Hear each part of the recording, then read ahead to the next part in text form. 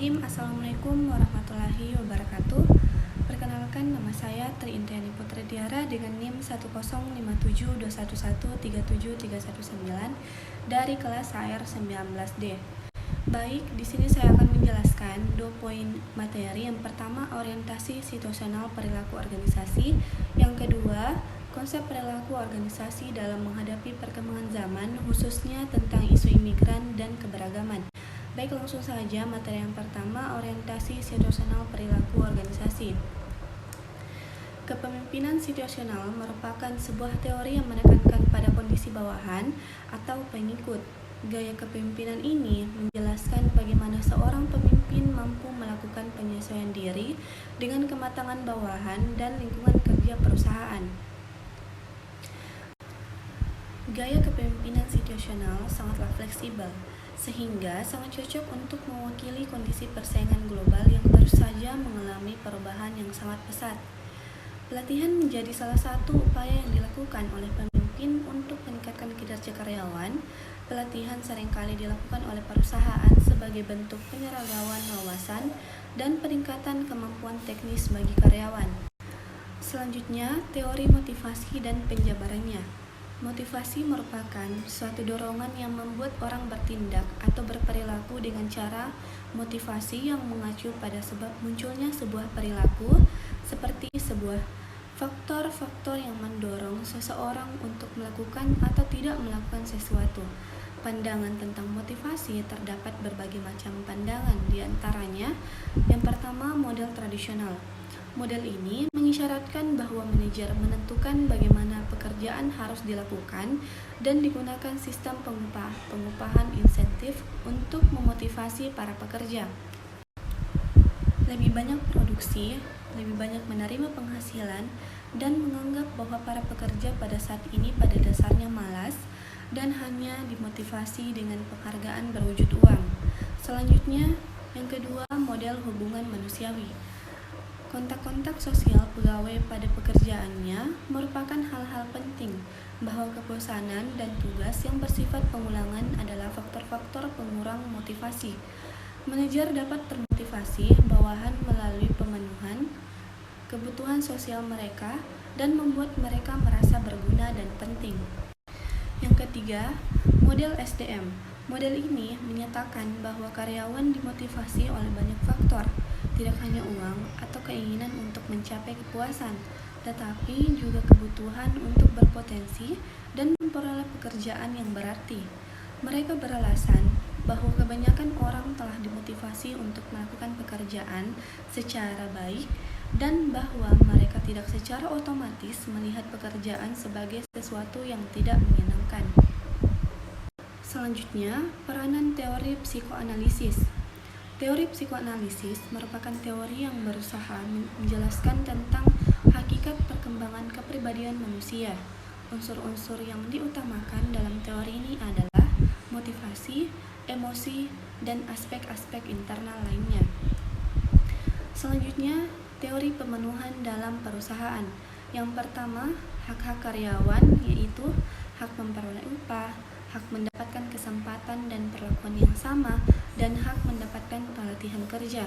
Dan yang kedua, kewajiban karyawan, yaitu kewajiban ketaatan, kewajiban konfidensialitas, dan kewajiban loyalitas. Baik, materi selanjutnya, konsep perilaku organisasi dalam menghadapi perkembangan zaman, khususnya tentang isu imigran dan keberagaman. Perilaku dan perubahan organisasi. Perubahan atau berubah secara etimologis dapat bermakna sebagai usaha perbuatan untuk membuat sesuatu berbeda dari sebelumnya. Dalam istilah perubahan organisasi, dikenal istilah senada yaitu change intervention, sebuah rancangan aksi atau tindakan untuk membuat inovasi merubah sesuatu menjadi berbeda. Selanjutnya, faktor terjadinya perubahan perilaku.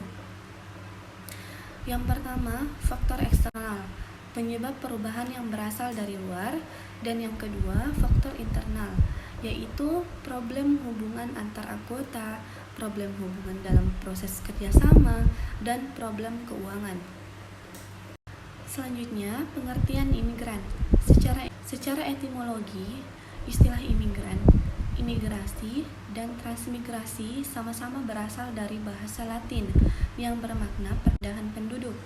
Definisi imigrasi secara singkat adalah perpindahan penduduk dari suatu negara ke negara lainnya. Seseorang yang melakukan kegiatan imigrasi disebut imigran. Kegiatan imigrasi ini tentu saja diatur oleh perundang-undangan yang berlaku bagi seluruh warga imigran atau warga asing di negara Indonesia. Bahkan perundang-undangan telah memberikan definisi mengenai apa itu imigrasi. Selanjutnya, isu imigran dan perkembangannya. Isu imigran semakin meningkat pesat, memicu munculnya potensi yang sangat besar bagi tindak kriminalitas maupun tindak teror yang terjadi di dunia saat ini. Menurut Pusat Studi Imigrasi, lebih dari 3 juta imigran legal berdatangan pada tahun 2014 sampai 2015 sebanyak 39% meningkat. Jumlah imigran legal yang masuk ke Amerika Serikat 2 tahun yang lalu. Isu imigran ini mengalami titik puncak tertinggi yaitu pada pertengahan tahun 2014 sampai 2015.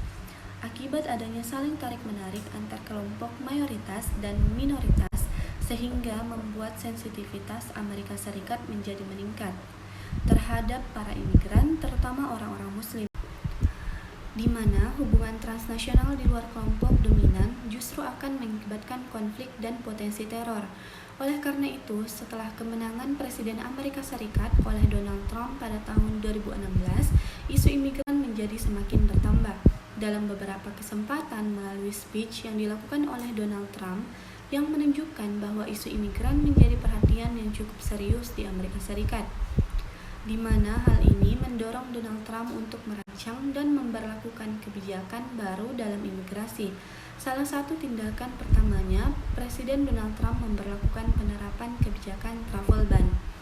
Istilah travel ban yang muncul sejak awal tahun 2017 juga dipandang sebagai langkah sekuritasi yang memicu munculnya peluang propaganda. Kebijakan travel ban berisi tentang larangan perjalanan bagi pendatang sebagian besar dari 7 negara dengan mayoritas penduduk muslim. Larangan ini diberlakukan terhadap warga negara Irak, Suriah, Iran, Libya, Somalia, Sudan, dan Yaman. Selanjutnya, bagaimana kita menghadapi perkembangan zaman di ranah perilaku organisasi ini? Contohnya, di ruang lingkup mahasiswa, ada banyak organisasi eksternal maupun internal yang sering digeluti oleh mahasiswa.